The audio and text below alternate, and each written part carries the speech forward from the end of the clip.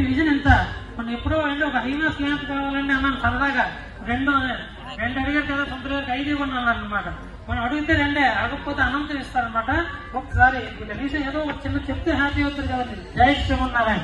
మీరు ప్రాంతానికి ప్రియదేవ నాయకులు అనమాట. అక్క చెల్లెళ్ళు, అన్నదమ్ములు అందరికీ హృదయపూర్వక నమస్కారాలండి. మీ అందరికీ కూడా వెంకటేశ్వర స్వామి ఆశీస్సులు ఉండాలని, జీవితాన్ని మీకు ప్రసాదించాలని భగవంతుని కోరుకుంటూ ఎంతో భక్తి శ్రద్ధలతో ఉదయం 7:30 నుంచి ఇప్పటి వరకు కూడా ఏమీ తినకుండా తీసుకోకుండా పవిత్రంగా మీరు ఈ కార్యక్రమంలో పాల్గొన్నందుకు ఆ భగవంతుడి ఆశీస్సులు తప్పకుండా మీకు ఉంటాయి. మరి అడిగితే గాని అమ్మాయినే పెట్టదంటారు. మరి భగవంతుడికి కూడా మనం ఎంతో కొంత కోరుకోవాలి. ఈ పవిత్రమైన కోరికల్ని ఈ రోజు కోరుకుని ఇక్కడి నుంచి దిగిన తర్వాత అవన్నీ నెరవేరాలని భగవంతుడిని నేను కూడా మీ తరఫున నా తరఫున కోరుకుంటాను. సర్వజన సుఖినో భవంతు అన్నారు. అందరూ బాగుండాలి, అందులో మనం ఉండాలి, మనందరికీ మంచి జరగాలి. అలాగే స్వామి డైరెక్ట్ గా దేవుడు మనకు కనపడ్డు కాబట్టి ఇలాంటి మహానుభావుల్ని మనకు మధ్యవర్తిగా పెడుతుంటారు.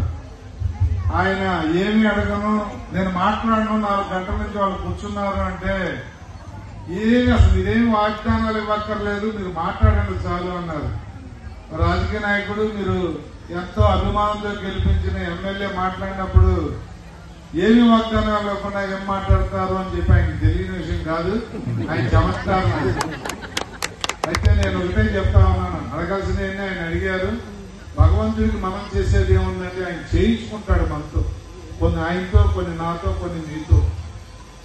ఈ కొండ మీదకి రోడ్డు వేసినా, మంచినీళ్లు తెచ్చినా, కళ్యాణ మండపం కట్టినా, నాతో పాటు ఉన్న పేలా గోవింద సత్యనారాయణ గారు కానీ, పేలా శ్రీను గారు కానీ, ఇంకా మా రాజు గారు కానీ, మన ట్రస్ట్ బోర్డు చైర్మన్ గా వేసాం మా రాజు గారు, ఎక్కడైనా మా రాజు గారు కానీ, మరి నా తమ్ముడు నన్ను ఈ టెంపుల్ కోసం అహర్నిశలు ఎదురు కోరుతున్న మా సుధాకర్ రాజు గారు కానీ, అందరూ కూడా అందరికీ తలా చేయి ఉంటుంది.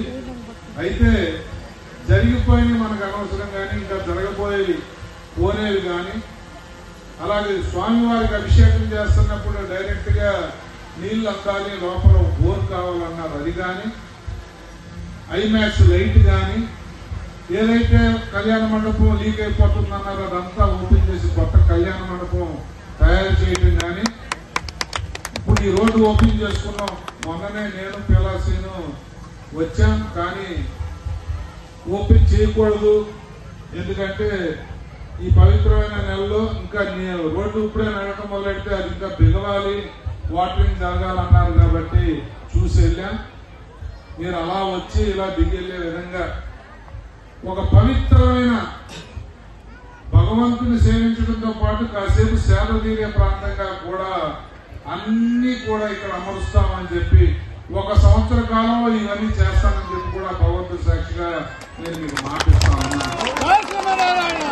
ఎందుకంటే ఇది ఆయన స్వామివారి ఇంటికి కాదు, మా ఇంటికి కాదు, పేలాసేని ఇంటికి కాదు, ఇది భగవత్ కార్యం.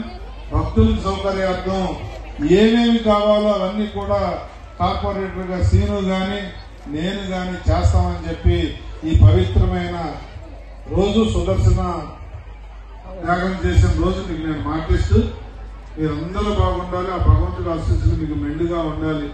మీరు ఆయుర ఆరోగ్యాలతో ఏదైతే మీ మనసులో ఉన్న కోరికలు ఆ భగవంతుని కోరుకున్నారో అవన్నీ నెరవేరాలని చెప్పి నేను భగవంతుని కోరుకుంటూ సెలవు తీసుకుంటాను.